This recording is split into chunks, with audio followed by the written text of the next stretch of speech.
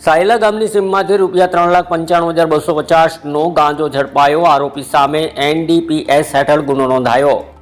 સુરેન્દ્રનગર જિલ્લા પોલીસ વડા પ્રેમસુખ ડેલુના માર્ગદર્શન હેઠળ જિલ્લામાં નશાયુક્ત પદાર્થોના ગેરકાયદેસર વેપાર સામે સતત કાર્યવાહી ચાલી રહી છે।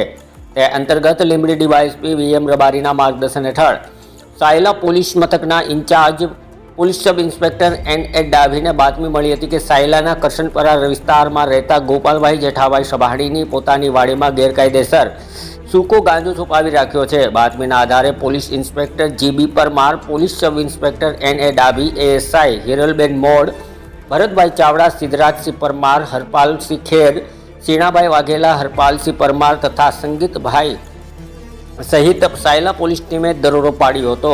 ત્યાંથી 7 કિલો 885 ગ્રામ સૂકો ગાંજો, જેની કિંમત અંદાજિત 3,94,250 તેમજ એક મોબાઈલ ફોન મળી કુલ ₹3,95,250નો મુદ્દામાલ કબજે કર્યો હતો।